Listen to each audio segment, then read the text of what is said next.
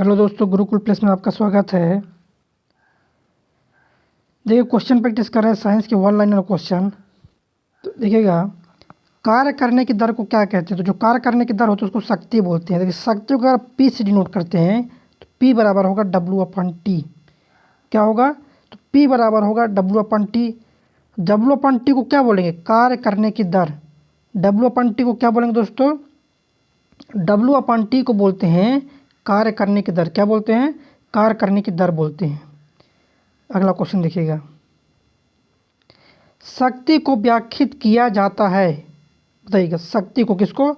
शक्ति को व्याख्यात किया जाता है, ये आपको बताना है। तो कैसे व्याख्यात करते हैं? कार्य करने की दर अथवा ऊर्जा स्थानांतरण की दर। क्या होती है?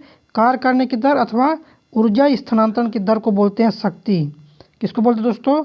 कार्य करने की दर अथवा ऊर्जा स्थानांतरण की दर को बोलते हैं शक्ति बोलते हैं। नेक्स्ट, कार्य करने की दर या ऊर्जा स्थानांतरण की दर को क्या बोलते हैं? इसको बोलते हैं शक्ति। नेक्स्ट देखिएगा, ये अगला क्वेश्चन। देखिए, कोई कारक है टी समय में डब्लू कार्य करता है, तो उसका जो पावर होगा, पावर बराबर पी जो होता है ना, अगर हम पावर पी से डिनोट करते हैं तो पी बराबर होता है W/T। देखो, कार्य करने की दर, अगर आप कार्य बढ़ेगा तो पी का मान बढ़ेगा, अगर समय बढ़ता है तो पी का मान घटेगा। क्यों? देखिए, जो समानुपाती होता है उसके बढ़ने पर वो भी बढ़ेगा। मतलब यहाँ देखिएगा यहाँ पर देखिए, अगर कार्य का मान बढ़ेगा तो पी का मान बढ़ेगा, अगर टी का मान बढ़ता है तो पी का मान घटेगा। क्या होगा? घटेगा। नहीं, देखिए, जहाँ शक्ति बराबर W/T है, क्या है? शक्ति बराबर है W/T। वहाँ W क्या है? तो W कार्य है। क्या है? W कार्य। अगर आपको W का मान पूछेगा तो W बराबर होता है, क्या होता है? W बराबर होता है FD cos थीटा। क्या होता है? FD cos थीटा होता है W बराबर। तो W बराबर क्या होता है दोस्तों? तो W बराबर होता है FD cos थीटा। क्या होता है? W बराबर होता है दोस्तों FD cos थीटा। क्या होता है? FD cos theta. नेक्स्ट देखिए अगला क्वेश्चन, भौतिक मात्रा किए गए कार्य की गति को मापती है। क्या मापती है? भौतिक मात्रा। तो भौतिक मात्रा जो है किए गए कार्य की गति को मापती है, इसको हम बोलते हैं शक्ति। क्या बोलते हैं इसको? शक्ति बोलते हैं। नेक्स्ट देखिएगा, शक्ति का सूत्र क्या है, ये आपको बताना है। क्या बताना है? शक्ति का सूत्र क्या है? तो शक्ति का सूत्र दोस्तों कार्य बटे समय W/T। क्या है? W/T है कार्य बटे समय। किसका? शक्ति का सूत्र। नेक्स्ट क्वेश्चन देखिएगा, अगला क्वेश्चन, भौतिक मात्रा का नाम बताएं जो बल और वेग के गुणनफल के बराबर हो। क्या हो? भौतिक मात्रा का नाम बताएं जो बल और वेग के गुणनफल के बराबर है, उसको शक्ति बोलते हैं। क्या बोलते हैं? हाँ, शक्ति। क्या बोल दोस्तों? शक्ति। चलिए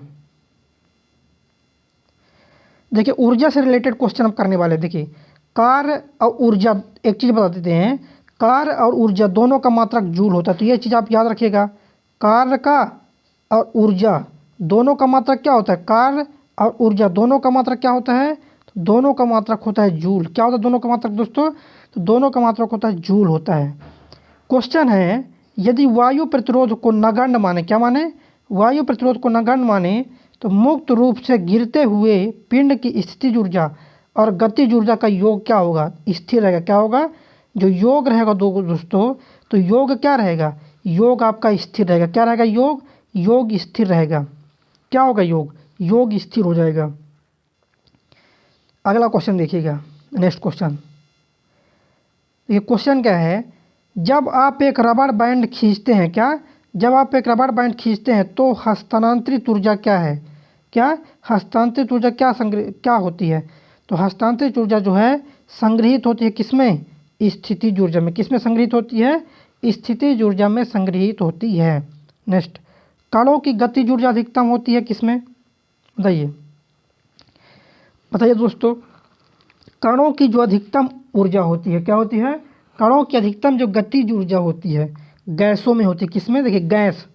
गतिज ऊर्जा बराबर होता है 1/2 mv²। तो देखिएगा, गैस में क्या होता है? गैस का वेग सबसे अधिक होता है। गैसों का जो वेग होता है अधिक होता है, इसी कारण जो है गैसों का वेग अधिक होता है, इसी कारण गैसों की गतिज ऊर्जा अधिक होती है। क्या होती है? गैसों का वेग अधिक होता है, इसी कारण दोस्तों गैसों की जो गतिज ऊर्जा है वो अधिक होती है। क्या होती है गैसों की गतिज ऊर्जा? तो गैसों की गतिज ऊर्जा अधिक होती है। अगला देखिएगा, नेक्स्ट। जब एक संपीड़ित स्प्रिंग को छोड़ा जाता है, क्या होता है? जब एक संपीड़ित स्प्रिंग को छोड़ा जाता है तो यह अपनी स्थितिज ऊर्जा को बदल लेता है। क्या करता है? स्थितिज ऊर्जा को बदल लेता है। तो इसको क्या बोलेंगे? गतिज ऊर्जा में किसे बदलता है दोस्तों? देखिए बता दे रहे हैं। देखिए यांत्रिक जो ऊर्जा है ना, यांत्रिक ऊर्जा किसका किसका योग है? गतिज ऊर्जा और स्थितिज ऊर्जा का योग है। और ऊर्जा क्या दोस्तों? ऊर्जा जो है स्थिर रहती है, यह चीज़ आप मानिएगा। नेक्स्ट देखिएगा, एक वस्तु की स्थितिज ऊर्जा क्या? एक वस्तु की स्थितिज ऊर्जा में इसके साथ वृद्धि होती है। देखिए स्थितिज ऊर्जा क्या होता है? mgh। क्या होता है स्थितिज ऊर्जा? तो स्थितिज ऊर्जा होती है जो पोटेंशियल एनर्जी। हाँ, स्थितिज ऊर्जा क्या होती है दोस्तों? तो स्थितिज ऊर्जा जो होती है mgh होती है। देखिए ऊंचाई के साथ बढ़ता है। देखिए h का मान अगर ज़्यादा होगा तो mgh का मान भी बढ़ेगा। बढ़ेगा कि नहीं बढ़ेगा? तो कहने का मतलब जो है ऊंचाई के साथ क्या होती है? ऊंचाई के साथ बढ़ती है। नेक्स्ट, किसी वस्तु द्वारा अपनी स्थिति या आकार लेने की वजह से लगने वाली ऊर्जा को क्या कहते हैं? स्थिति या आकार के कारण। क्या दोस्तों? स्थिति या आकार के कारण जो ऊर्जा उत्पन्न होती है उसको बोलते हैं स्थितिज ऊर्जा। क्या बोलते हैं उसको? उसको बोलते हैं स्थितिज ऊर्जा। नेक्स्ट देखिएगा, अगला, बांध में संग्रहित पानी में कौन सी ऊर्जा होती है? क्या? बांध में संग्रहित पानी में कौन सी ऊर्जा होती है? तो उसमें होती है स्थितिज ऊर्जा होती है। किसमें? बांध में संग्रहित पानी में होती है स्थितिज ऊर्जा। देखिए धनुष में कौन सी ऊर्जा होती है? धनुष में होती है स्थितिज ऊर्जा, है ना। स्प्रिंग में कौन सी ऊर्जा होती है? तो स्प्रिंग में भी स्थितिज ऊर्जा। और स्थितिज ऊर्जा जो पोटेंशियल एनर्जी है mgh सूत्र से आप निकाल सकते हो। कैसे निकाल सकते हो? mgh सूत्र से। देखिए m का मान ज़्यादा होगा, पोटेंशियल एनर्जी ज़्यादा होगा, g का मान बढ़ेगा तो ये बढ़ेगा। मतलब P मतलब पोटेंशियल एनर्जी, P बराबर mgh। m का मान बढ़ेगा तो P का मान बढ़ेगा, g का मान बढ़ेगा तो P का मान। क्योंकि देखो समानुपाती होते हैं ना, तो एक का मान बढ़ेगा तो दूसरा का मान ऑलरेडी बढ़ेगा। द नेक्स्ट क्वेश्चन इज, एक गतिशील वस्तु अनिवार्य रूप से प्राप्त करती है। वस्तु में गति है तो गति ऊर्जा, क्योंकि गतिज ऊर्जा जो होती है के काइनेटिक एनर्जी 1/2 mv²। क्या होती है? 1/2 mv² होती है। क्या होती है दोस्तों? 1/2 mv² होती है। मतलब काइनेटिक जो एनर्जी है दोस्तों, क्या दोस्तों? जो काइनेटिक एनर्जी दोस्तों 1/mv² होती है गतिज ऊर्जा। क्या होती है? गतिज ऊर्जा होती है। नेक्स्ट देखिएगा,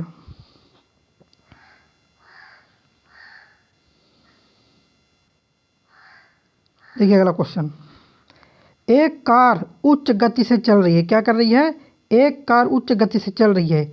यह किस ऊर्जा से युक्त होती है? क्या? यह किस ऊर्जा से युक्त होती है? गतिज ऊर्जा से। क्या? गतिज ऊर्जा से युक्त होती है। नेक्स्ट अगला question, the commercial unit of energy. तो दोस्तों the commercial unit of energy, ऊर्जा की व्यावसायिक इकाई किलोवाट घंटा है। क्या है? किलोवाट। देखिए ऊर्जा की इकाई क्या है? तो ऊर्जा की इकाई होता है जूल, लेकिन हमसे पूछा व्यावसायिक इकाई किलोवाट घंटा। क्या? किलोवाट घंटा होता है व्यावसायिक इकाई। नेक्स्ट देखिएगा, ए कंप्रेस्ड स्प्रिंग हैज एनर्जी। मतलब कंप्रेस्ड जो क्या? एक संपीड़ित स्प्रिंग में कौन सी ऊर्जा होती है? इसमें तो स्थितिज ऊर्जा। क्या होती है? जो संपीड़ित स्प्रिंग होती है, संपीड़ित स्प्रिंग में कौन सी ऊर्जा होती है? तो संपीड़ित स्प्रिंग में होती है स्थितिज। क्या होती है? संपीड़ित स्प्रिंग में होती है स्थितिज ऊर्जा। कौन सी ऊर्जा? स्थितिज ऊर्जा। नेक्स्ट देखिएगा, वस्तु की गतिज ऊर्जा की वृद्धि होती है। क्या? वस्तु की गतिज ऊर्जा की वृद्धि होती है स्पीड। क्या होती है? स्पीड या गति। देखिए गति में वृद्धि होगी तो गतिज ऊर्जा। क्या दोस्तों? गति में वृद्धि अगर होगी तो बोलेंगे गतिज ऊर्जा बोलेंगे, क्योंकि गति में वृद्धि होती है। नेक्स्ट देखिएगा, गतिशील वस्तु की गतिज ऊर्जा जो काइनेटिक एनर्जी निर्भर करती है किस पर? तो 1/2 क्या 1/2 mv²। तो जो गतिज ऊर्जा है काइनेटिक एनर्जी है किस पर निर्भर करती है? द्रव्यमान और वेग। किस पर निर्भर करती है दोस्तों? द्रव्यमान और वेग पर निर्भर करती है। क्या? काइनेटिक एनर्जी किस पर निर्भर करती है दोस्तों? तो काइनेटिक जो एनर्जी है क्या, काइनेटिक एनर्जी जो है द्रव्यमान और वेग पर निर्भर करती है। कहाँ किस पर दोस्तों? ये द्रव्यमान देखो भाई, काइनेटिक एनर्जी बराबर क्या हो जाएगा 1/2 mv²। देखो द्रव्यमान पर निर्भर कर रही है और वेग पर, इस पर निर्भर करती है। नेक्स्ट देखिएगा, किसी जल विद्युत ग्रह में विद्युत ऊर्जा में परिवर्तित होने वाली ऊर्जा क्या है? क्या? विद्युत ऊर्जा में परिवर्तित होने वाली ऊर्जा क्या है? तो ये है गतिज ऊर्जा। क्या है दोस्तों? गतिज ऊर्जा है ये। नेक्स्ट देखिए, एक बैटरी निम्न ऊर्जा को विद्युत ऊर्जा में परिवर्तित करती है। जो बैटरी है, बैटरी क्या करता है? रासायनिक ऊर्जा को विद्युत ऊर्जा में परिवर्तित। क्या दोस्तों? जो बैटरी होती है दोस्तों, तो बैटरी क्या काम करती है? रासायनिक ऊर्जा को विद्युत ऊर्जा में परिवर्तित करती है। किसको? रासायनिक ऊर्जा को विद्युत ऊर्जा में। नेक्स्ट देखिएगा, पवन चक्की जो टरबाइन है निम्न ऊर्जा को यांत्रिक शक्ति में परिवर्तित करती। किसको? जो पवन चक्की होती है, हाँ, पवन चक्की क्या करती है? गतिज ऊर्जा को यांत्रिक शक्ति में, किसमें? गतिज ऊर्जा को यांत्रिक शक्ति में परिवर्तित करती। कौन करती है? पवन चक्की। नेक्स्ट क्वेश्चन देखिएगा, गतिविधियों में स्थितिज ऊर्जा जो पोटेंशियल एनर्जी को गतिज ऊर्जा में परिवर्तित किया जाता, कैसे कर सकते हैं? एक पेंडुलम का झूलना, जैसे पेंडुलम में पहले क्या रहता है? तो पेंडुलम में पहले रहता है स्थितिज ऊर्जा रहता है, mgh रहता है। जब पेंडुलम झूलने लग जाता है तो उसमें क्या जाता है? तो उसमें आता है गतिज ऊर्जा। क्या हो जाता है? गतिज ऊर्जा आ जाता है उसमें। नेक्स्ट देखिएगा, ऊपर उठाए गए हथौड़े के पास क्या होता है? बताइए, ऊपर उठाए गए हथौड़े के पास क्या होता है? तो उठाए गए हथौड़े के पास होता है स्थितिज ऊर्जा, पोटेंशियल एनर्जी। क्या होती है? स्थितिज ऊर्जा, पोटेंशियल एनर्जी। क्या होती है? स्थितिज ऊर्जा होती है पोटेंशियल एनर्जी। नेक्स्ट देखिएगा, यांत्रिक ऊर्जा, गति ऊर्जा और स्थितिज ऊर्जा क्या है दोस्तों? जो यांत्रिक ऊर्जा होती है गतिज ऊर्जा और स्थितिज ऊर्जा का संयोग। किसका किसका संयोग है? तो यांत्रिक ऊर्जा जो है गतिज ऊर्जा और स्थितिज ऊर्जा का क्या है? संयोग है। कहने का मतलब यांत्रिक ऊर्जा बराबर गतिज ऊर्जा, यांत्रिक ऊर्जा बराबर गतिज ऊर्जा प्लस स्थितिज ऊर्जा। ये है क्या है? यांत्रिक ऊर्जा बराबर गतिज ऊर्जा और स्थितिज ऊर्जा, ये है। नेक्स्ट क्वेश्चन देखिएगा, नेक्स्ट देखिएगा, इनमें से किसे ना तो बनाया जा सकता है और ना ही नष्ट किया जा सकता है। किसको? ऊर्जा को। ऊर्जा का मात्रक क्या है? तो ऊर्जा का मात्रक जूल। देखिए, ऊर्जा को ना तो बनाया जा सकता है और ना ही नष्ट किया जा सकता है। वेरी वेरी इंपॉर्टेंट क्वेश्चन है। क्या है क्वेश्चन है दोस्तों? ऊर्जा को ना तो बनाया जा सकता है और ना ही नष्ट किया जा सकता है। नेक्स्ट देखिएगा, किसी वस्तु द्वारा उसकी स्थिति या विन्यास द्वारा प्राप्त ऊर्जा को क्या कहते हैं? स्थिति और विन्यास के द्वारा स्थितिज ऊर्जा, mgh, पोटेंशियल एनर्जी। नेक्स्ट देखिएगा, गतिज ऊर्जा निर्भर करती है, तो किस पर निर्भर करेगी? 1/2 mv²। किस पर निर्भर करती है? द्रव्यमान और वेग पर। गतिशील पिंड के वेग और द्रव्यमान दोनों पर। तो दोस्तों, काइनेटिक एनर्जी जो होती है गतिज ऊर्जा, तो दोस्तों जो काइनेटिक एनर्जी होती है गतिज ऊर्जा होती है किस पर निर्भर करती है? तो वेग और द्रव्यमान। किस पर? वेग और द्रव्यमान पर निर्भर करती है। किस पर निर्भर करती है दोस्तों? वेग और द्रव्यमान पर निर्भर करती है। नेक्स्ट, गतिज ऊर्जा किसके बराबर होती है? 1/2 mv² के। क्या दोस्तों? जो गतिज ऊर्जा होती है किसके बराबर होती है? तो गतिज ऊर्जा बराबर होती है 1/2 mv² के बराबर। किसके बराबर? 1/2 mv² के बराबर। नेक्स्ट क्वेश्चन देखिएगा, किसी संकुचित स्प्रिंग में सामान्य लंबाई की स्प्रिंग से अधिक ऊर्जा होती है क्योंकि स्प्रिंग जो है संकुचित होने के कारण होता है। इसमें क्या होती है? इसमें होती है स्थितिज ऊर्जा। क्या होती है दोस्तों? इसमें होती है स्थितिज ऊर्जा। कौन सी ऊर्जा होती है? इसमें होती है दोस्तों स्थितिज ऊर्जा होती है।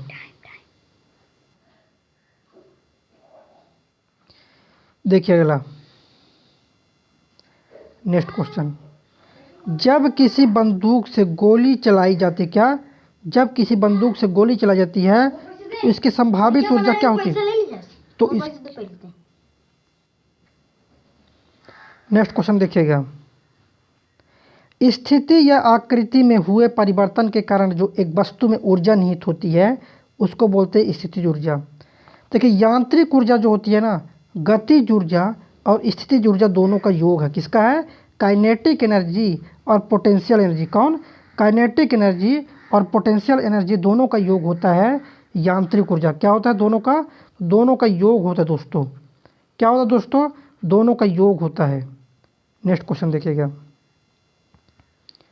नेक्स्ट क्वेश्चन दोस्तों, एक खींचे हुए धनुष से तीर छोड़ते समय धनुष की स्थितिज ऊर्जा बदल जाती है। क्या? एक खींचे हुए धनुष से, किससे?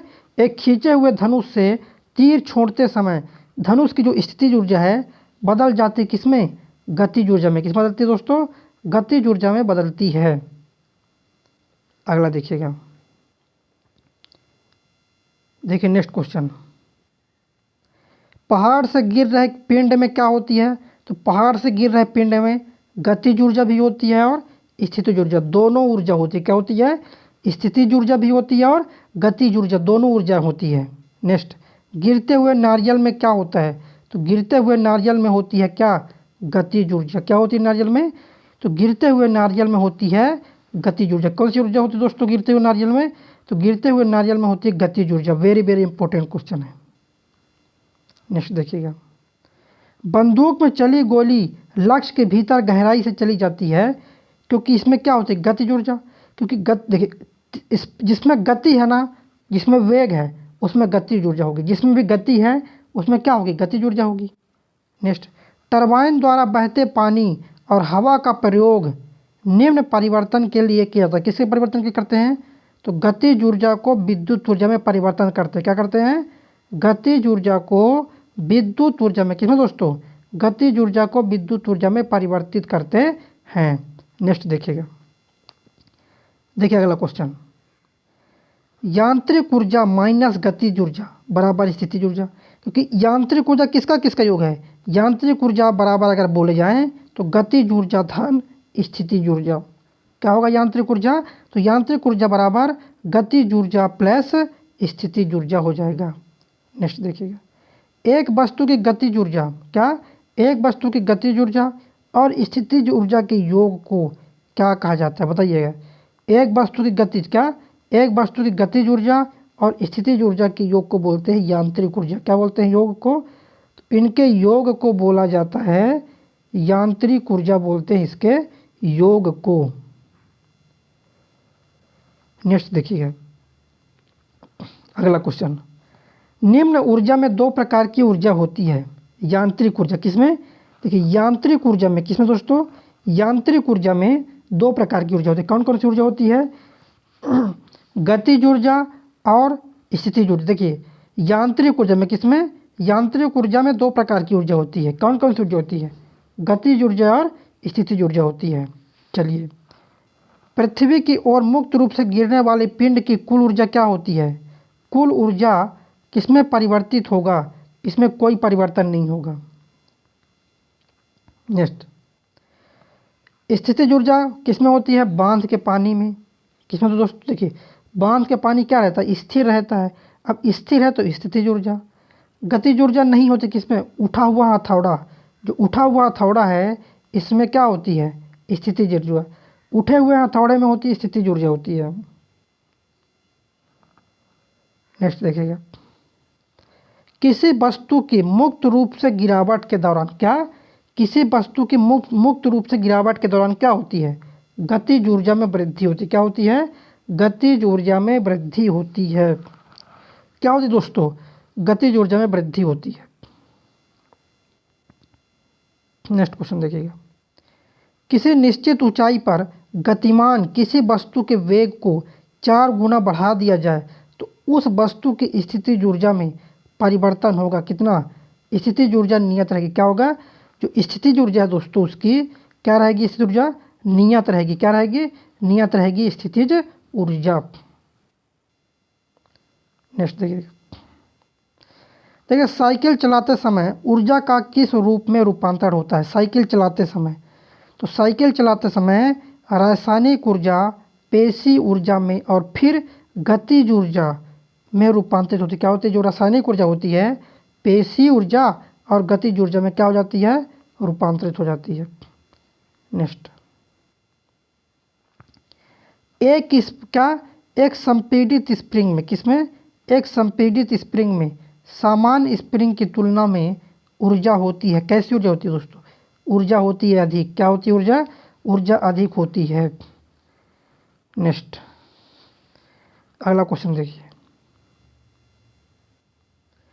किसी वस्तु को एक निश्चित ऊंचाई से भूमि पर गिराया जाता है, जब यह भूमि को छूती है तो इसमें क्या होती है? इसमें गतिज ऊर्जा होती है। गतिज ऊर्जा बराबर होता है 1/2 mv²। क्या? 1/2 mv²। नेक्स्ट, किसी वस्तु पर लगने वाले सामर्थ्य को क्या कहते हैं? तो वस्तु पर लगने वाले सामर्थ्य को बोलते हैं ऊर्जा। क्या बोलते हैं दोस्तों? किसी वस्तु पर लगने वाले सामर्थ्य को बोलते हैं ऊर्जा। क्या बोला जाता है? लगने वाले सामर्थ्य को क्या बोलते हैं? तो लगने वाले सामर्थ्य को बोलते हैं दोस्तों ऊर्जा। क्या बोलते हैं? ऊर्जा बोलते हैं लगने वाले सामर्थ्य को। नेक्स्ट क्वेश्चन देखिएगा, बारिश के दौरान ऊर्जा का परिवर्तन होता है किसमें? बताइए, बारिश क्या? हाँ, बारिश के दौरान, किस दौरान? बारिश के दौरान ऊर्जा का जो परिवर्तन होता है स्थितिज ऊर्जा गतिज ऊर्जा में परिवर्तित हो जाती है। किसमें? स्थितिज ऊर्जा जो, क्या दोस्तों? स्थितिज ऊर्जा जो है गतिज ऊर्जा में परिवर्तित हो जाती है। नेक्स्ट, ऊंचाई के साथ बढ़ता या घटता है क्या? ऊंचाई के साथ बढ़ता और घटता है स्थितिज ऊर्जा, क्योंकि स्थितिज ऊर्जा बराबर क्या है? Potential energy mgh। h बढ़ेगा, देखिए पोटेंशियल एनर्जी P बराबर mgh। h बढ़ेगा P बढ़ेगा, h घटेगा P घटेगा। तो ऊंचाई के साथ बढ़ता है घटता है कौन? स्थितिज ऊर्जा। ऊंचाई के साथ बढ़ता और घटता है। नेक्स्ट, स्थितिज ऊर्जा बराबर क्या होती है? तो स्थितिज ऊर्जा बराबर होती है mgh। क्या होती है? mgh होती है स्थितिज ऊर्जा बराबर। क्या होती है दोस्तों? स्थितिज ऊर्जा बराबर होती है mgh। नेक्स्ट, कार्य करने में सक्षम वस्तु में क्या होती है? जो कार्य करने में सक्षम है उस वस्तु में क्या होती है? उस वस्तु में ऊर्जा होती है। क्या होती है? ऊर्जा, एनर्जी होती है। क्या दोस्तों? ऊर्जा या एनर्जी होती है। क्या होती है? ऊर्जा या एनर्जी होती है। नेक्स्ट,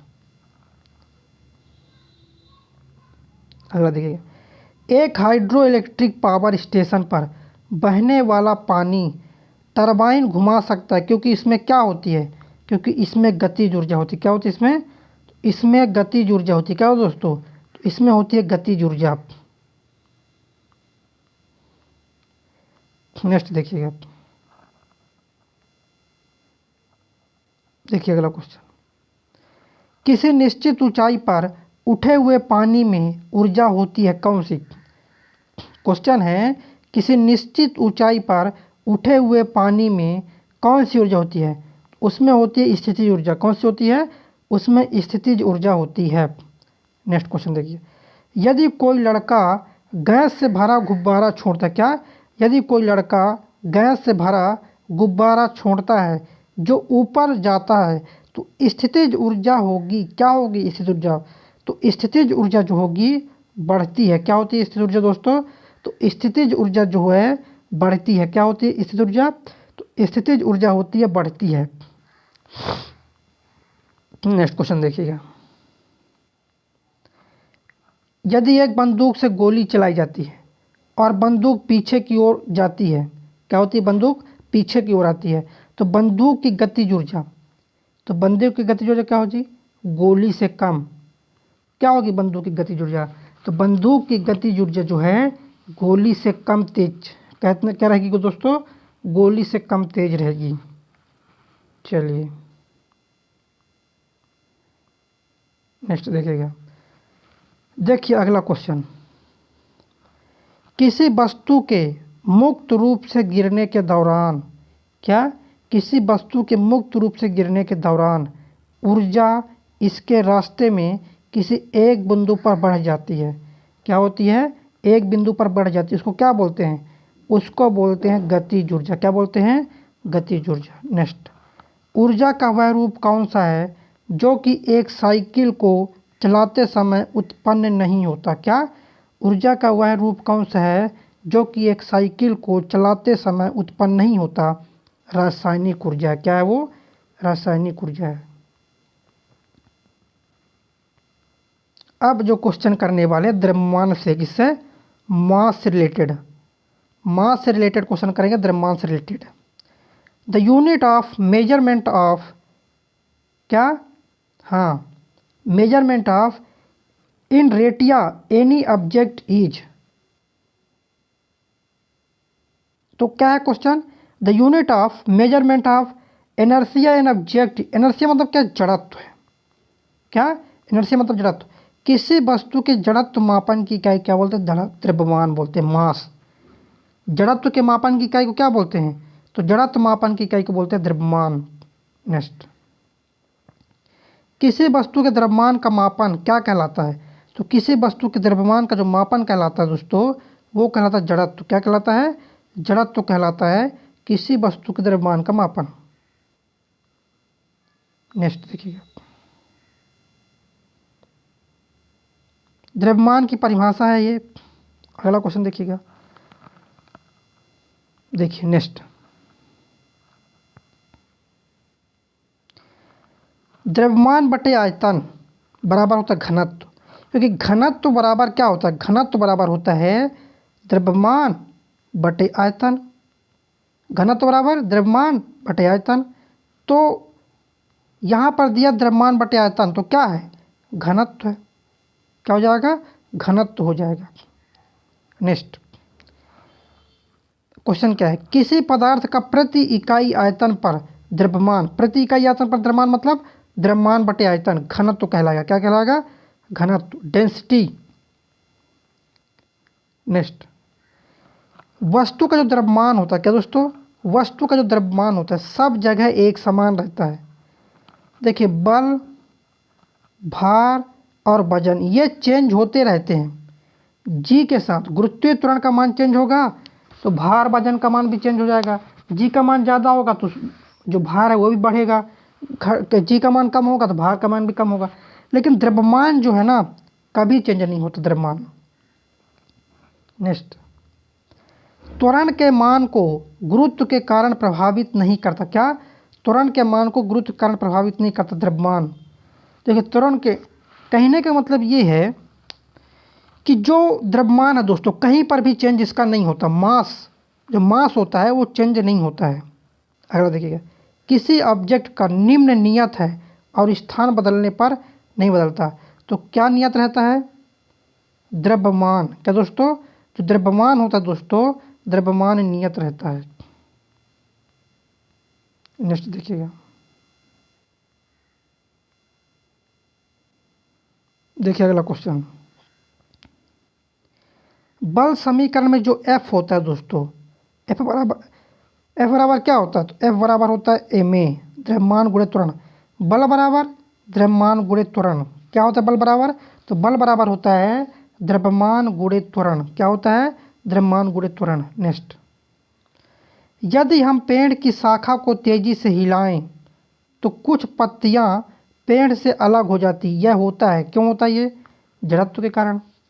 ये जो होता है दोस्तों, ये होता है जड़त्व के कारण। किस कारण होता है ये? तो ये जड़त्व के कारण होता है। किसके कारण होता है? जड़त्व के कारण होता है ये। नेक्स्ट देखिएगा, third law of motion provide a relation between and velocity. किसके किसके बीच संबंध है? गति का तीसरा जो नियम है, किसके और वेग के बीच संबंध है ये जाने। तो गति का जो तीसरा नियम है ना, स्थिति और वेग, किसके बीच?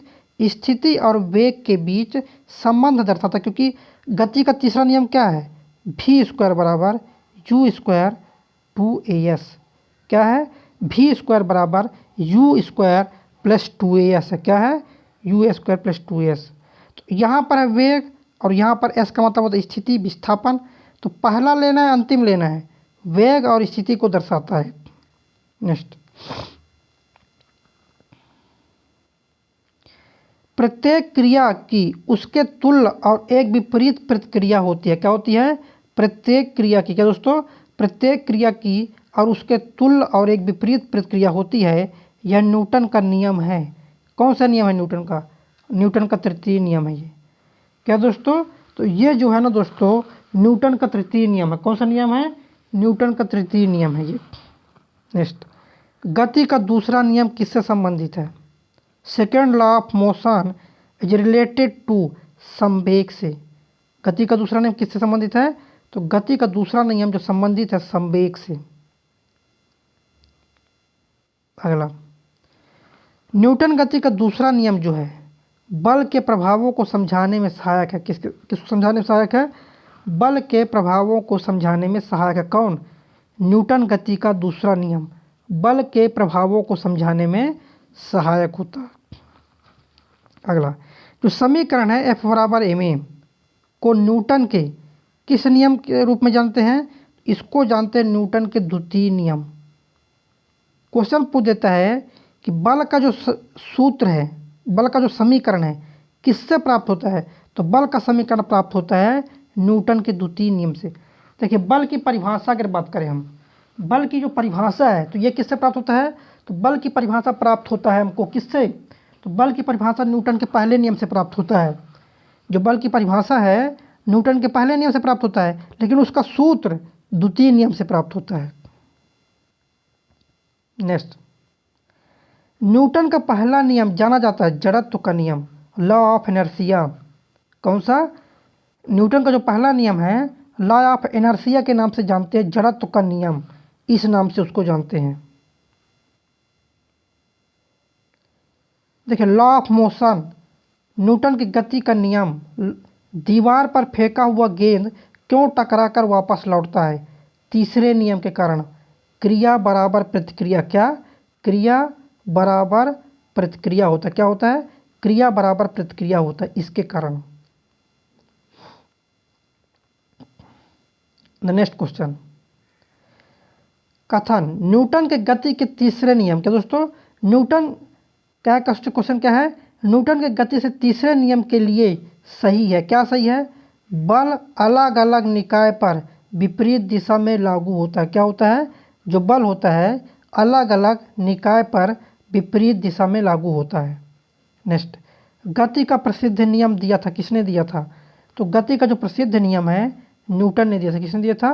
न्यूटन। पहला नियम क्या होता है? पहला नियम है v बराबर u प्लस ए टी। क्या है ये? आपका पहला नियम है। s बराबर u T plus half A T square क्या है? दूसरा नियम है। v स्क्वायर बराबर u स्क्वायर प्लस 2s तीसरा नियम है ये। नेक्स्ट, गति का प्रसिद्ध नियम किसने दिया? न्यूटन ने दिया। अगला क्वेश्चन क्या है? The rate of change in momentum of a body is a proportional, मतलब निकाय के संवेग में परिवर्तन की दर को क्या कहते हैं? उसको बोलते हैं लागू बल के समानुपाती। किसके? संवेग में परिवर्तन की जो दर है दोस्तों बल के समानुपाती होता है। संवेग में संवेग बराबर क्या होता है? द्रव्यमान गुणे वेग। आवेग बराबर क्या होता है? बल गुणे समय। तो संवेग में परिवर्तन की जो दर है ना, संवेग में परिवर्तन की जो दर है उसी को बोलते हैं लागू बल। क्या बोलते हैं उसको? उसी को बोलते हैं दोस्तों लागू बल। संवेग में परिवर्तन की दर को बोलते हैं लागू बल। नेक्स्ट क्वेश्चन, गति का द्वितीय नियम क्या दर्शाता है? तो गति का द्वितीय नियम दर्शाता है किसी वस्तु की गति परिवर्तन की दर शुद्ध बल की दिशा में वस्तु पर लागू शुद्ध बल के अनुपातिक होता है। क्या होता है? अनुपातिक। नेक्स्ट क्वेश्चन, न्यूटन की गति के नियमों का जो प्रकाशन वर्ष है 1687 है। कौन है? न्यूटन के गति के जो नियमों का दोस्तों कौन सा? न्यूटन के गति के नियमों का जो प्रकाशन वर्ष है 1687 है। कौन सा है? 1687 है। अगला क्वेश्चन देखिएगा, तेज गति से आने वाली क्रिकेट गेंद को पकड़ते समय एक क्षेत्र रक्षक अपनी बाहों को पीछे की ओर करता है। क्यों करता है ऐसा? क्योंकि वह लंबे समय तक कम बल का अनुभव करता है। क्या करता है? लंबे समय तक कम बल का अनुभव करता है, इसलिए। नेक्स्ट, एक तोप फायरिंग के बाद पीछे हट, जो तोप अपन फायरिंग करते हैं ना, फायरिंग करने के बाद हमको पीछे धक्का लगता है, क्या लगता है हमको? हमको पीछे की ओर धक्का लगता है। क्यों लगता है धक्का पीछे की ओर? बताइए, हमको पीछे की ओर धक्का क्यों लगता है, बताइएगा। तो हमको पीछे की ओर धक्का इसलिए लगता है न्यूटन की गति के तीसरे नियम से। क्या? न्यूटन की गति के तीसरे नियम के कारण हमको पीछे की ओर धक्का लगता है। क्या लगता है? पीछे की ओर धक्का। नेक्स्ट, द्रव्यमान और त्वरण के गुणनफल को क्या कहा जाता है? तो द्रव्यमान और त्वरण के गुणनफल को क्या कहते हैं? बल, फोर्स कहा जाता है। क्या कहते हैं दोस्तों? बल अर्थात फोर्स कहा जाता है। क्या कहा जाता है? बल अर्थात फोर्स कहा जाता है। नेक्स्ट क्वेश्चन देखिएगा, उदाहरण, न्यूटन के गति विषयक तृतीय नियम की जो व्याख्या है कौन करता है दोस्तों? तो रॉकेट लॉन्च करना। ये क्या है? रॉकेट को लॉन्च करना कौन से नियम में है? तृतीय नियम से। क्या दोस्तों? तृतीय नियम पर आधारित होता है रॉकेट को लॉन्च करना। नेक्स्ट क्वेश्चन देखिएगा, देखिए अगला क्वेश्चन, जब एक नाविक आगे की दिशा में कूदता है तब नाव पीछे की तरफ हट जाती है। यह उदाहरण न्यूटन के नियम को दर्शाता है। कौन से नियम को? तीसरे नियम को। कौन से नियम को दर्शाता है? तो न्यूटन की गति के तीसरे नियम को दर्शाता है। और न्यूटन गति का तीसरा नियम क्या है? न्यूटन गति का तीसरा नियम क्रिया बराबर प्रतिक्रिया। क्या? क्रिया बराबर प्रतिक्रिया होता है न्यूटन गति का तीसरा नियम। मतलब v² बराबर u² प्लस 2as। क्या? v² बराबर u² प्लस 2as। क्या? 2as। नेक्स्ट, दोनों वस्तुओं के मध्य का जो बल है हमेशा बराबर और विपरीत होता है। ये देखिए, क्रिया बराबर विपरीत क्रिया, बल हवा, देखिए जितना क्रिया होगा उसी के बराबर प्रतिक्रिया लगेगा। गति का तीसरा नियम है। क्या है? गति का तीसरा नियम है ये। नेक्स्ट क्वेश्चन देखिए, जब एक स्थिर बस चलना प्रारंभ करती है तो उसमें खड़े व्यक्ति पीछे की दिशा में गिर जाते हैं। निम्नलिखित में से कौन सा नियम इस परिस्थिति की व्याख्या करता है? तो न्यूटन के गति के प्रथम नियम। क्या? न्यूटन गति के प्रथम नियम की व्याख्या करता है। देखिए एक चीज़ बता दें, जो बल की परिभाषा है न्यूटन गति के पहले नियम से आता है। जो बल की परिभाषा है न्यूटन गति के पहले नियम से आता है, लेकिन बल का सूत्र F बराबर ma ये न्यूटन गति के द्वितीय नियम से आता है। जो सूत्र होता है F बराबर ma न्यूटन गति के द्वितीय नियम से आता है। F बराबर ma द्रव्यमान गुणित त्वरण, द्वितीय नियम से सूत्र और पहले नियम से परिभाषा। ये चीज़ आपको याद रहना चाहिए। नेक्स्ट देखिएगा, अगला क्वेश्चन, जब बंदूक से गोली छोड़ी जाती है। क्या? जब बंदूक से गोली छोड़ी जाती है तो बंदूक विपरीत दिशा में धक्का लगाती है। यह न्यूटन के नियम का उदाहरण। क्या? यह न्यूटन के नियम का उदाहरण है। गति का तृतीय नियम किस नियम का उदाहरण है? गति के तृतीय नियम का उदाहरण है। अगला क्वेश्चन देखिएगा, बल की परिभाषा को व्याख्यात किया जा सकता है किस प्रकार? देखिए बल की परिभाषा हम बता चुके हैं, न्यूटन का पहला नियम। देखिए पहला नियम से बल की परिभाषा आता है, दूसरा नियम से आता है बल का सूत्र F बराबर ma। तो दोनों में देखिएगा डिफरेंस याद रखिएगा कि पहले नियम से बल की परिभाषा और दूसरे नियम से बल का सूत्र आता है। क्या आता है? बल का सूत्र दूसरे नियम से आता है। नेक्स्ट देखिए अगला क्वेश्चन, आकर्षण के गुरुत्वाकर्षण बल के अभाव में रॉकेट पर प्रणोद होता है। क्या होता है? रॉकेट पर प्रणोद होता है। कैसा होता है? स्थिर। रॉकेट पर कैसा प्रणोद होता है? स्थिर प्रणोद होता है। नेक्स्ट, स्थिर या गतिज अवस्था में। क्या? स्थिर या गतिज अवस्था में परिवर्तन का प्रतिरोध करने की एक वस्तु की प्रवृत्ति को बोलते हैं जड़त्व। हाँ, गति या स्थिति का विरोध करने, क्या स्थिति का विरोध करने को बोलते हैं, क्या बोलते हैं? जड़त्व बोलते हैं। नेक्स्ट देखिएगा, देखिए अगला क्वेश्चन, एक ऊंची छलांग लगाने वाला। क्या?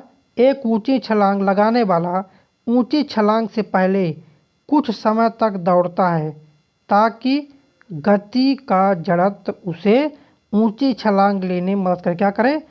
ताकि गति का जो क्या दोस्तों, ताकि गति का जड़त्व उसे ऊंची छलांग लेने में मदद करे। क्या? गति। नेक्स्ट, मेज पर रखी गई पुस्तकों का जो ढेर है, क्या है? मेज पर रखी गई पुस्तकों का जो ढेर है जड़ता के कारण हटता नहीं। क्या?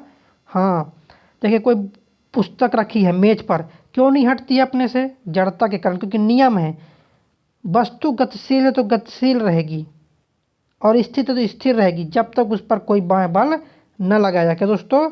जब तक उस पर कोई बाह्य बल न लगाया जाए। नेक्स्ट, किसी स्थिर वस्तु के स्थिर रहने, क्या? किसी स्थिर वस्तु के स्थिर रहने या गतिशील वस्तु के उसी गति से गतिशील रहने की प्रक्रिया को क्या कहते हैं? उस प्रक्रिया को बोलते हैं जड़त्व। क्या बोलते हैं उस प्रक्रिया को? उस प्रक्रिया को बोलते हैं जड़त्व बोलते हैं। नेक्स्ट, समापन रेखा को पार करने के बाद भी एक धावक भागना जारी रखता है। देखिएगा, जब अपन रनिंग करते हैं तो देखो, अपन रनिंग करते जब दूसरे क्रीज में पहुंच जाते हैं तब भी अपन भागना जारी, क्योंकि क्या करते हैं, गति क्या, गति की जड़ता उसे आगे बढ़ाती है, मतलब आगे बढ़ाती है। जैसे अब समझिएगा, हमको दौड़ लगाना है, अब ये हमको लाइन, हमारी दौड़ की लाइन आ गया, समाप्त वाली लाइन जो आ गया, लेकिन तब भी हम दौड़ना नहीं छोड़ते। क्यों नहीं छोड़ते दौड़ना? क्योंकि जो जड़ता है उसे आगे बढ़ाती रहती है, बैलेंस बनाने के लिए। नेक्स्ट, जड़त्व का नियम प्रतिपादित किया था किसने? आइजैक न्यूटन ने। जड़त्व का नियम किसको बोलते हैं? न्यूटन गति के पहले नियम को। क्या? न्यूटन गति के पहले नियम को बोलते हैं जड़त्व का नियम।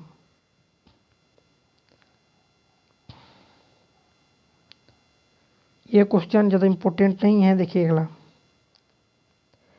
जब कार एक घुमावदार सड़क पर मुड़ती है तो उसमें बैठे यात्री जो है स्वयं पर केंद्र की विपरीत दिशा में एक बल महसूस करते हैं। यह बल क्या होता है? तो यह बल होता है जड़त्व। क्या होता है यह बल? तो यह बल होता है दोस्तों आपका जड़त्व।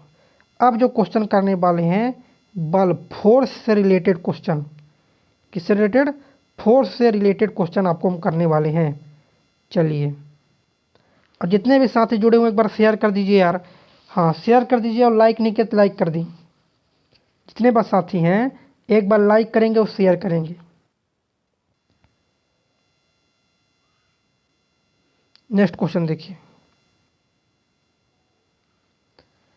Rate of change of momentum is, संवेग परिवर्तन की दर को क्या कहते हैं? बल।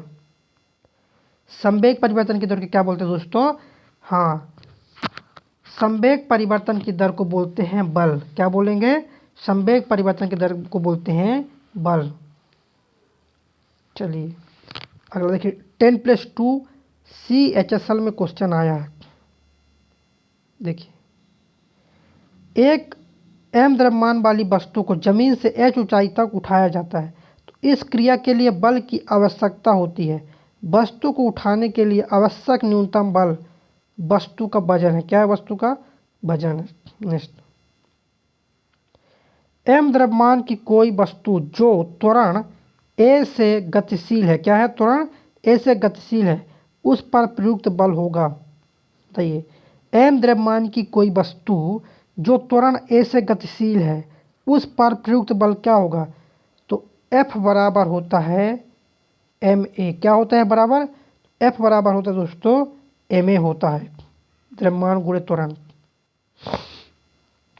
नेक्स्ट देखिएगा, जब किसी प्रतिरक्षा बल F को विपरीत दिशा में लगाया जाता है तो दो दिशाओं के बीच कोण क्या होगा?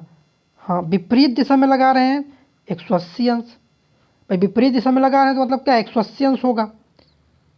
नेक्स्ट, भौतिक इकाई एक वस्तु की स्थिर या एक समान गतिशील स्थिति को बदलती है, बदलने का प्रयास करती है, बदलती है, बदलने का प्रयास करती है, तो समझ जाना कि उसमें कोई ना कोई बल लगाया गया है। क्या लगाया गया? कोई ना कोई बल लगाया गया है। नेक्स्ट, कोई वस्तु सतत चाल से गति करती है जब इस पर कोई बल न लग रहा हो। देखिए, वो जिस मतलब 10 की स्पीड से जा रही है 10 की स्पीड से जाती रहेगी। कब तक जाएगी? 10 की स्पीड से, जब तक उस पर कोई बल न लगे। बल लगाओगे तो स्पीड बढ़ भी सकती है, स्पीड घट भी सकती है।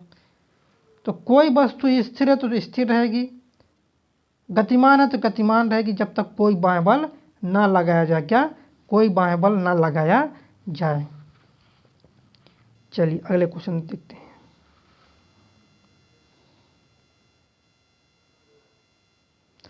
देखिए, प्रकृति में कभी अकेला नहीं रह सकता। कौन? हाँ, नेवर अलोन। क्या?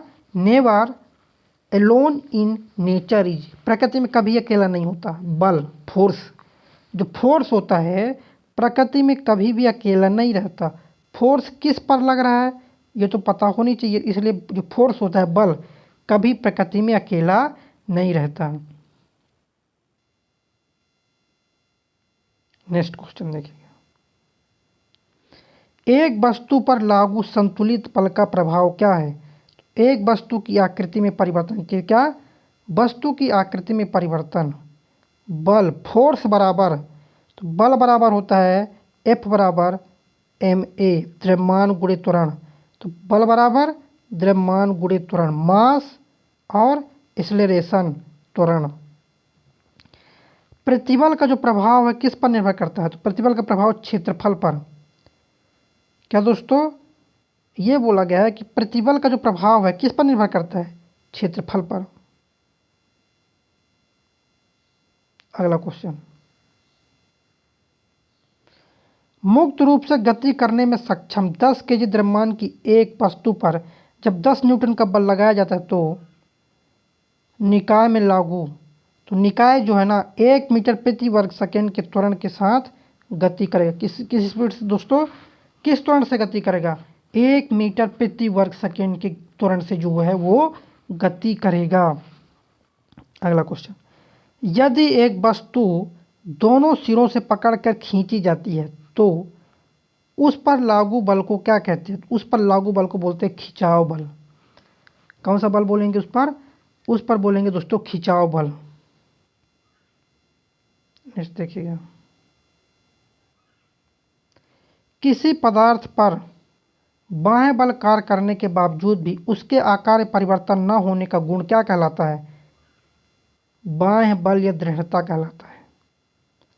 विज्ञान में किसी वस्तु पर लगने वाले धक्का या खिंचाव को क्या कहते हैं? तो धक्का या खिंचाव को बोलते हैं बल। विज्ञान में किसी वस्तु पर लगने वाले धक्का या खिंचाव को बोलते हैं दोस्तों बल। क्या बोलते हैं? धक्का खिंचाव को बल बोलते हैं। नेक्स्ट, जब दो समान बल किसी निकाय पर और विपरीत दिशा में कार्य कर रहे हैं तो निकाय पर कार्य करने वाले जो बल हैं, कार्य करने वाले बल क्या बन जाता है? शून्य बन जाता है। किसी वस्तु को गति में लाने के लिए उसे धक्का देना या खींचना, तो मतलब क्या है? धक्का देना खींचना मतलब बल लगाना। उसको धक्का देना या खींचना, इसका मतलब क्या है? उस पर बल लगाना। क्या है इसका मतलब? इसका मतलब है दोस्तों उस पर बल लगाना। क्या है मतलब? बल लगाना।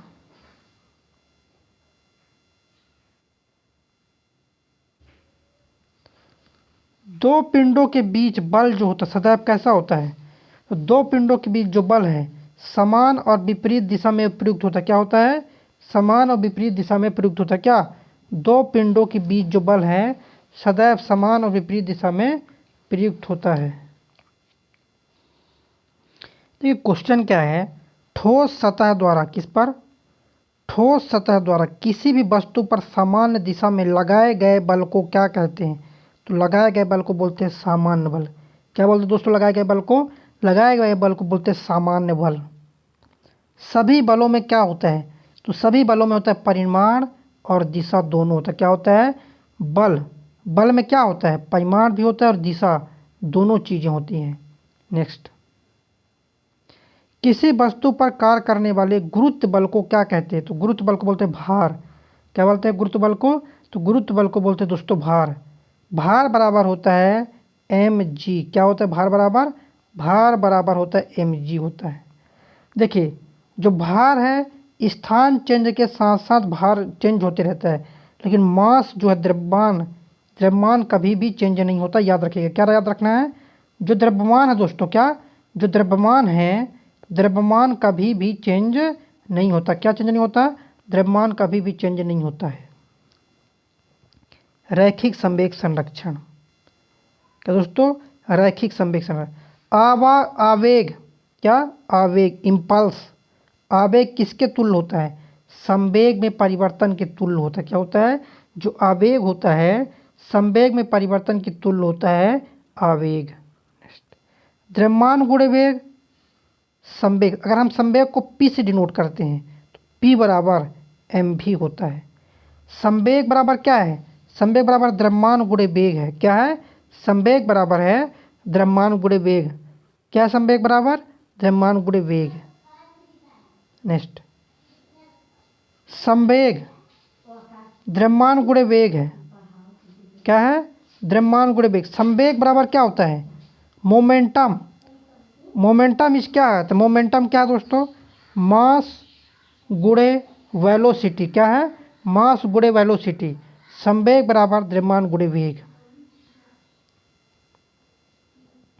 नेक्स्ट, किसी सिस्टम में जब दो अप्रत्यास्थ पिंडों के बीच टक्कर होती है तब उसमें क्या होता है? तो गतिज ऊर्जा परिवर्तित हो जाती है, परंतु जो संवेग है ना संरक्षित। देखिए गतिज ऊर्जा में चेंजमेंट हो जाएगा, लेकिन संवेग हर एक, देखिए कोई भी अगर टक्कर होती, दो गाड़ियों के बीच अगर टक्कर होती है संवेग सदैव संरक्षित रहता है। क्या रहता है? संवेग, संवेग सदैव संरक्षित रहता है। क्या रहता है? संवेग सदैव संरक्षित रहता है। कब? जब दो पिंडों के बीच टक्कर होती है तो संवेग है जो दोस्तों, संवेग सदैव क्या होता है? संरक्षित रहता है। देखिए एक चीज़ बता चुके हैं कि जब भी टक्कर होगा, क्या होगा? जब टक्कर होगा तो गतिज ऊर्जा तो परिवर्तित होगी गतिज ऊर्जा, लेकिन संवेग सदैव संरक्षण रहता है। क्या होता है? संवेग सदैव संरक्षित रहता है। नेक्स्ट देखिए, वेग को यदि दुगना कर दिया जाए तो क्या हो जाएगा? संवेग भी दुगना हो जाए। क्या? अगर हम वेग को दुगना करेंगे तो संवेग दुगना हो जाएगा और गतिज ऊर्जा 4 गुना बढ़ जाएगा। क्या हो जाएगा? गतिज ऊर्जा, गतिज ऊर्जा 4 गुना बढ़ जाएगा। देखिए अगर हम वेग को दुगना कर रहे हैं तो संवेग दुगना होगा और गतिज ऊर्जा 4 गुना बढ़ जाएगा। नेक्स्ट देखिएगा, देखिए अगला क्वेश्चन, समीकरण द्वारा संवेग की गणना की जाती है। संवेग बराबर क्या है? द्रव्यमान गुणे वेग। संवेग बराबर क्या होता है? संवेग बराबर होता है दोस्तों द्रव्यमान गुणे वेग होता है। क्या होता है संवेग बराबर? संवेग बराबर होता है द्रव्यमान गुणे वेग।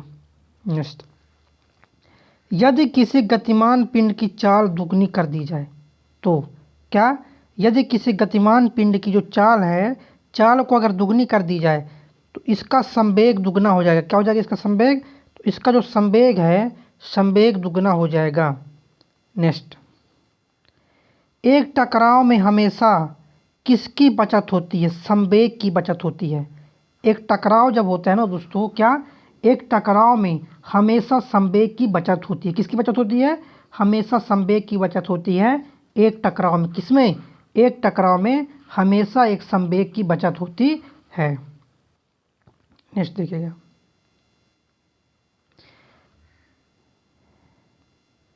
किसी वस्तु का जो संवेग किस पर निर्भर करता है? द्रव्यमान और वेग पर निर्भर करता है। क्या? किसी वस्तु का जो संवेग होता है द्रव्यमान और वेग पर निर्भर करता है। नेक्स्ट, संवेग को निम्न के गुणनफल के रूप में व्यक्त किया जाता है। द्रव्यमान और वेग का गुणनफल है। क्या है संवेग? तो संवेग है दोस्तों, संवेग को अगर हम p से डिनोट करें, संवेग को अगर p से डिनोट करते हैं तो p बराबर mv है। क्या है? p बराबर, p बराबर दोस्तों mv। क्या है? p बराबर, p बराबर दोस्तों mv है। क्या है? mv है। संवेग बराबर द्रव्यमान गुणे वेग। नेक्स्ट देखिएगा, यदि संवेग p और वेग भी दिया हुआ हो तो क्या? यदि संवेग p और वेग भी दिया हुआ हो तो द्रव्यमान m ज्ञात करने के लिए प्रयुक्त सूत्र क्या होगा? तो p अपान v होगा। क्या होगा? p अपान v। तो ये चीज़ें हैं। देखिए द्रव्यमान और वेग का गुणनफल क्या होता है? संवेग होता है, क्योंकि संवेग को अगर p से नोट करें, संवेग बराबर द्रव्यमान गुणे वेग। क्या होता है दोस्तों? संवेग बराबर द्रव्यमान गुणे वेग होता है। क्या होता है? mv होता है। p बराबर क्या है? p बराबर है mv। क्या होता है p बराबर? p बराबर होता है mv।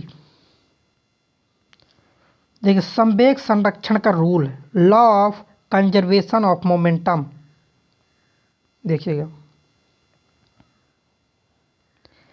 किसी रॉकेट का जो उड़ान भरना, क्या किसी रॉकेट का उड़ान भरना समझा जा सकता है क्या? किसी रॉकेट का उड़ान भरना जो है क्या समझा जाता है, क्या समझा जा सकता है? संवेग संरक्षण के नियम है, क्या है? संवेग संरक्षण का नियम है। नेक्स्ट क्वेश्चन, सिद्धांत के अनुसार कोई रॉकेट अंतरिक्ष में कार्य करता है। किस सिद्धांत के अनुसार, मतलब ये पूछ रहा है कि किस सिद्धांत के अनुसार जो है रॉकेट अंतरिक्ष में कार्य करता है, तो संवेग संरक्षण का सिद्धांत होता है। न्यूटन गति का दूसरा नियम है। क्या है? न्यूटन गति का दूसरा नियम। क्या होता है? न्यूटन गति का दूसरा नियम इसमें लागू होता है। नेक्स्ट, एक सेल के विस्फोट के बाद कई टुकड़े अलग अलग दिशाओं में उड़ जाते हैं, इस स्थिति में संरक्षित रहता है क्या? तो इस स्थिति में जो संरक्षित रहता है संवेग। क्या संरक्षित रहता है दोस्तों? तो संरक्षित रहता है संवेग, संरक्षित रहता है। दूरी विस्थापन से रिलेटेड क्वेश्चन देखिएगा।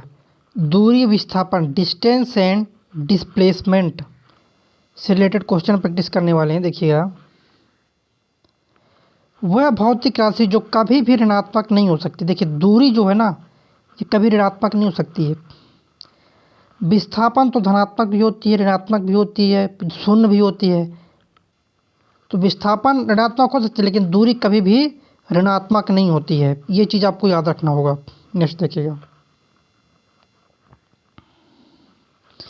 निम्न का उपयोग एक वस्तु की समग्र गति का वर्णन करने और किसी दिए गए समय पर उसकी प्रारंभिक स्थिति के संदर्भ में अंतिम स्थिति का पता लगाने के लिए किया जाता है। दूरी और विस्थापन का, किसका करते हैं ये सब चीज़ें? दूरी और विस्थापन का। नेक्स्ट क्वेश्चन, वेग और समय का गुणनफल क्या प्रदान करता है?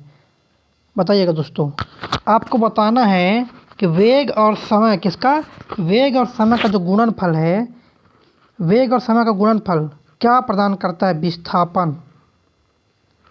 क्या? विस्थापन। नेक्स्ट क्वेश्चन,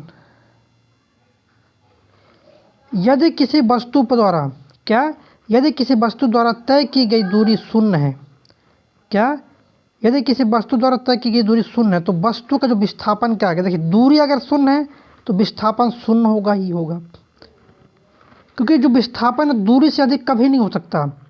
जो विस्थापन है दूरी से ज़्यादा कभी भी नहीं हो सकता। नेक्स्ट,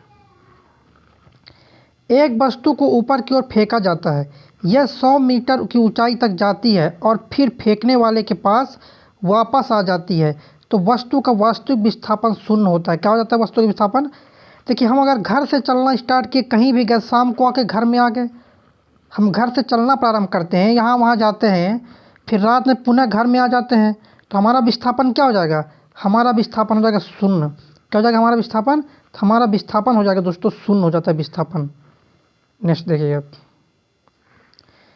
जब एक पर्यवेक्षक के सापेक्ष समय के साथ वस्तु की स्थिति लगातार बदलती जा रही है, क्या है? वस्तु की स्थिति लगातार बदलती जा रही है, तो कहा जाता है कि वह गतिशील है। क्या कहा जाता है? कहा जाता है कि वह गतिशील है। दूरी का सूत्र क्या होता है? दूरी क्या है दोस्तों? दूरी होता है गति और समय का गुणनफल। क्या? किस स्पीड से जा रहे हो और कितना समय लगा, तो गति गुणे समय हो जाएगा। दूरी का किसका हो जाएगा? ये दूरी क्या है, क्योंकि गति बराबर क्या होता है? गति बराबर होता है दूरी बटे समय। नेक्स्ट,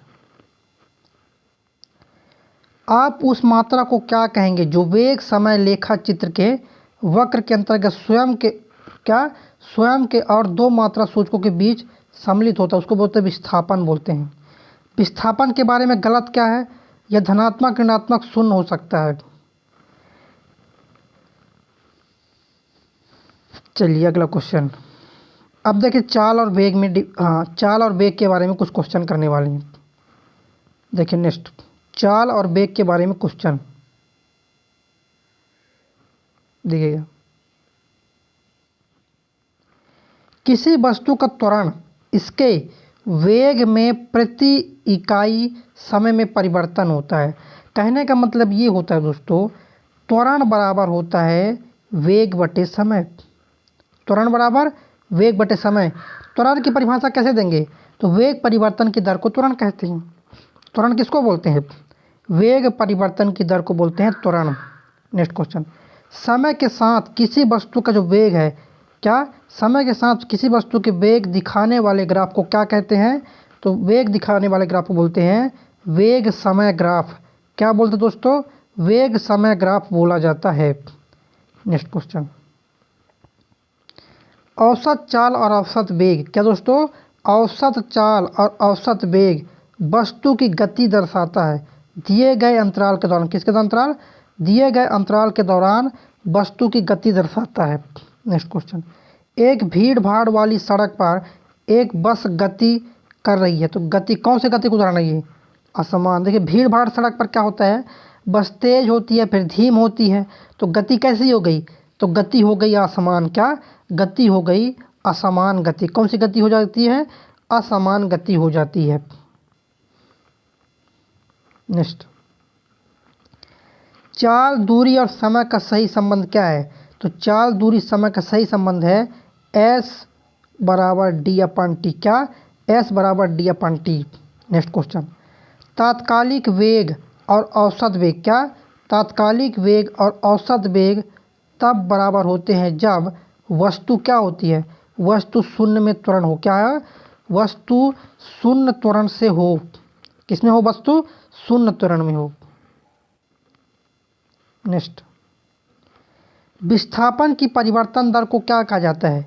तो विस्थापन की परिवर्तन दर को बोलते हैं वेग। क्या बोलते हैं? हाँ, विस्थापन की परिवर्तन दर को बोलते हैं दोस्तों वेग। क्या बोला जाता है? विस्थापन की परिवर्तन दर को बोला जाता है दोस्तों वेग। नेक्स्ट, यदि कोई वस्तु समान समयांतराल में असमान दूरी तय करती है तो इसे क्या कहते हैं? देखिए समान समय में असमान दूरी, तो समझ लीजिए गति असमान है। क्या समझ लीजिए कि गति जो है ना, गति समान नहीं है, ये आप समझ लीजिए। नेक्स्ट, किसी निर्दिष्ट दिशा में किसी वस्तु की गति को क्या कहा जाता है? तो निर्दिष्ट दिशा में वस्तु की गति को बोलते हैं वेग। क्या बोलते हैं?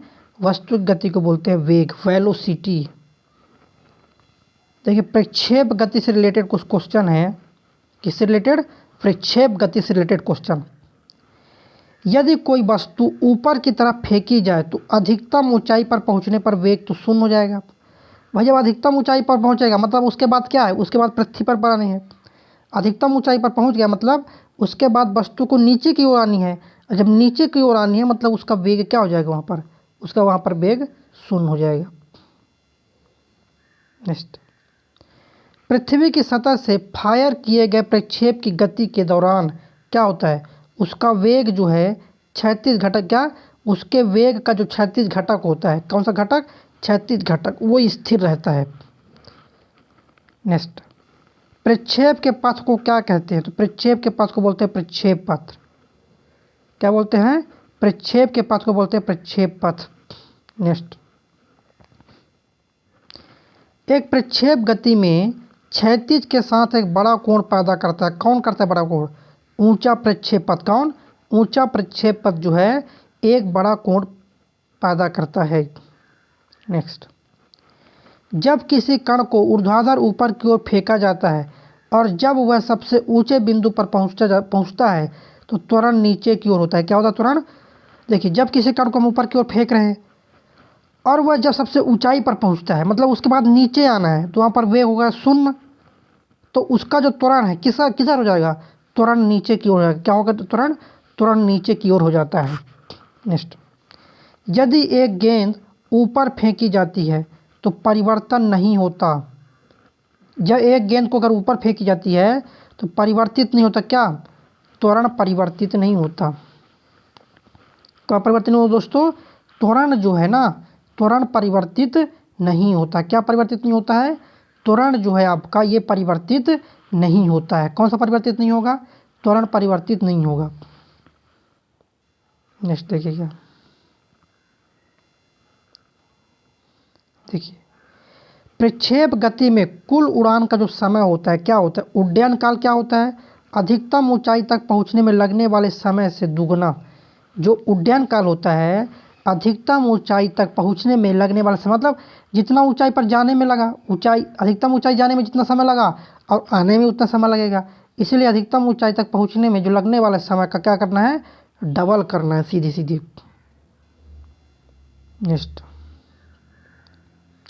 एक प्रक्षेप गति में प्राप्त की गई जो क्षैतिज सीमा एक समान होती है चाहे वस्तु को थीटा और 90 अंश पर प्रक्षेपित किया जाता है। नेक्स्ट, एक तोप का जो गोला है दागा गया, इस गोले की गति का एक उदाहरण क्या है, प्रक्षेप गति। तोप का गोला जब दागा जाता है तो किसमें दागा जाता है, प्रक्षेप गति में दागा जाता है। वह मात्रा या घटना जिसके दो स्वतंत्र गुण हैं, परिमाण और दिशा है, जिसमें परिमाण भी है और दिशा भी है तो सदिश कहलाती है। क्या है, जिसमें परिमाण भी और दिशा भी है उसको बोलते हैं सदिश बोलते हैं। नेक्स्ट, किसी प्रक्षेप का जो प्रक्षेप वक्र क्या होता है, परवलय होता है। किसी प्रक्षेप का जो प्रक्षेप वक्र है कैसा होता है, परवलय होता है। नेक्स्ट देखिएगा, नेक्स्ट क्वेश्चन, त्वरण क्या होता है, मात्रा के व्युत्क्रमानुपाती और बल के समानुपाती।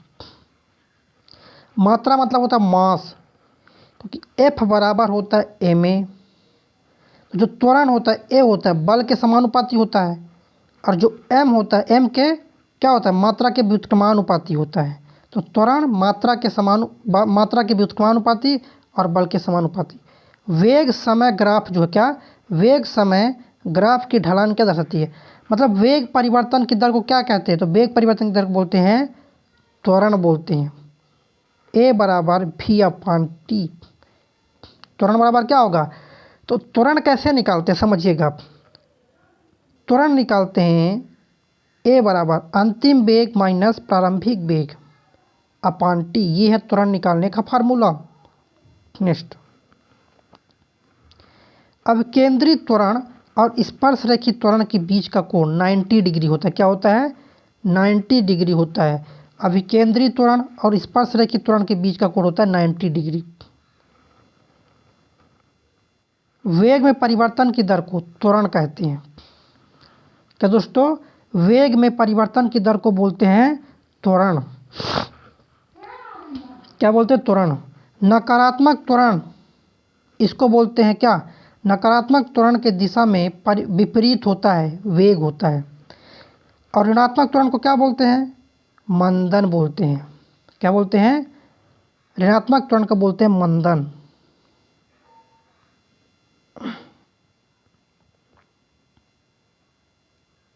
नेक्स्ट क्वेश्चन देखिएगा, एक समान तल वाली सीधी सड़क पर नियत त्वरण से दौड़ने वाली कार के संबंध में सत्य कथन। कार का जो वेग है निरंतर बदल जाता है। क्या होता है, कार का वेग निरंतर बदल जाता है।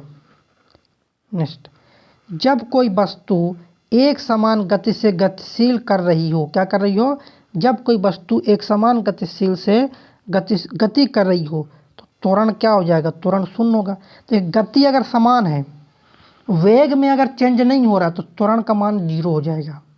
क्या दोस्तों, अगर वेग के मान में परिवर्तन नहीं हो रहा, वेग अगर चेंज नहीं हो रहा तो त्वरण हो जाएगा शून्य। क्या हो जाएगा, त्वरण, त्वरण हो जाएगा शून्य। धनात्मक त्वरण का अर्थ क्या होता है, धनात्मक त्वरण का अर्थ होता है वस्तु का वेग बढ़ जाता है। क्या होता है, धनात्मक त्वरण का अर्थ होता है वस्तु का वेग बढ़ जाता है। त्वरण की विमा क्या है दोस्तों, त्वरण की विमा होता है Lm0t-2। यह त्वरण बराबर क्या होता है, वेग परिवर्तन की दर को बोलते हैं त्वरण। क्या बोलते हैं, वेग परिवर्तन की दर को त्वरण बोलते हैं। मंदता का अर्थ, मंदता, तो मंदता क्या है, ऋणात्मक त्वरण को बोलते हैं मंदता। क्या बोलते हैं, ऋणात्मक त्वरण को बोलते हैं मंदता बोलते हैं। किसको, ऋणात्मक त्वरण को। किसी वस्तु का जो वेग व्यतीत हुए समय के समानुपाती होता है उसको बोलते हैं एक समान त्वरण। क्या बोलते हैं उसको, उसको बोलते हैं एक समान त्वरण। नेक्स्ट, एक त्वरण क्या, त्वरण ऋणात्मक होने पर क्या, त्वरण ऋणात्मक होने पर किसी पिंड का जो वेग है क्या हो जाएगा, घटेगा। क्या होगा दोस्तों, त्वरण ऋणात्मक होने पर क्या, त्वरण ऋणात्मक होने पर किसी पिंड का जो वेग है वो घटेगा।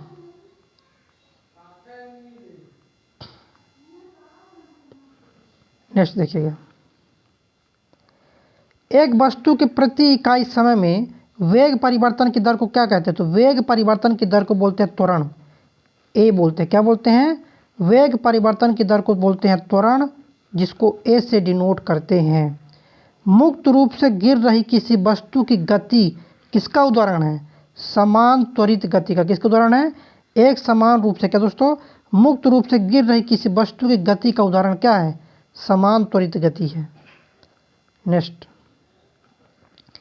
मंदता का अर्थ है कोई वस्तु चल रही है घटती हुई चाल से। देखिए मंदता, तो मंदता का मतलब क्या होता है ना, देखिए त्वरण मतलब होता है, तो त्वरण का मतलब होता है कोई भी वस्तु बढ़ती हुई चाल से चल रही है, और मंदता का मतलब होता है कि कोई भी वस्तु घटती हुई चाल से, किससे, कोई भी वस्तु घटती हुई चाल से चल रही है, उसको बोलते हैं मंदता। देखिए मंदता जो है ना, ऋणात्मक त्वरण को बोलते हैं मंदता। किसको बोलते हैं, मंदता, तो ऋणात्मक त्वरण को बोलते दोस्तों मंदता बोलते हैं। किसको, ऋणात्मक त्वरण को बोलते हैं मंदता बोला जाता है। ये तो सबके समझ में आ गया होगा मंदता। देखिए समीकरण वेग समय संबंध को, वेग समय संबंध को कौन दर्शाता है, v बराबर u प्लस ए टी। एक देखिए स्टार्टिंग का लेना है, अंतिम का, स्टार्टिंग में क्या है वेग, लास्ट में क्या है समय t, तो वेग और समय v बराबर u प्लस ए टी। गति के समीकरण जो पहला है ना वो वेग और समय को दर्शाता है। किसको दर्शाता है, गति के समीकरण को जो पहला नियम है वेग और समय को दर्शाता है।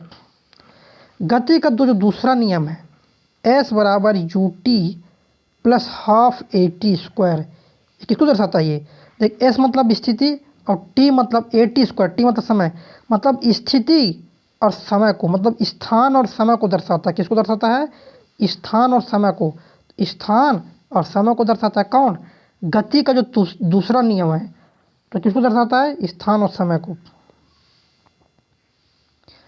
गति का जो दूसरा समीकरण है तो किसको दर्शाता है दोस्तों, स्थिति और समय के बीच संबंध दर्शाता है।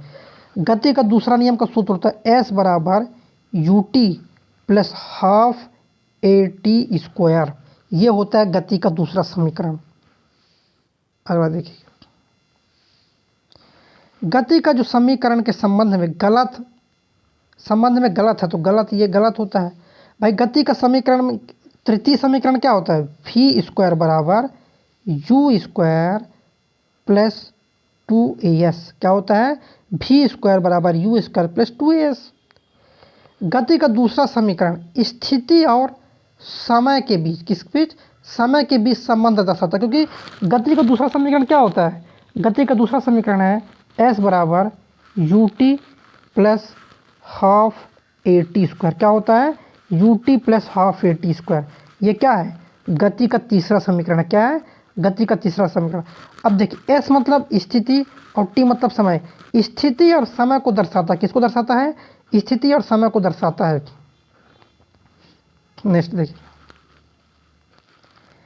एक कार एक सीधी सड़क पर चल रही है। क्या कर रही है, एक कार सीधी सड़क पर चल रही है। इसकी गति क्या होगी, सरल रेखी गति। कौन सी गति होगी, सरल रेखी गति होगी। ट्रेन की गति कैसी होती है, रूपांतरित गति। क्या होती है ट्रेन की गति, तो ट्रेन की गति होती है दोस्तों रूपांतरित गति। देखिए स्थिति और समय का संबंध कौन सा समीकरण दर्शाता है, किसके बीच, स्थिति और समय के बीच जो संबंध है वो दर्शाता है s बराबर U T plus half A T square. क्या, s बराबर U T plus half A T square, ये दर्शाता है। नेक्स्ट, समीकरण स्थिति वेग के संबंध को दर्शाता है। कौन दर्शाता है, स्थिति और वेग के संबंध को। 2as बराबर ये, मतलब स्थिति और वेग v स्क्वायर बराबर यू स्क्वायर प्लस 2as। देखिए s मतलब होता है स्थिति और v मतलब, देखिए जो संबंध वाली चीज़ है ना, स्टार्टिंग का लो पहला और अंतिम, देखो वेग और स्थिति के बीच, तो स्थिति और वेग के बीच कौन सा समीकरण, समीकरण तीसरा, कौन सा, तीसरा समीकरण दर्शाता है स्थिति और वेग के बीच संबंध।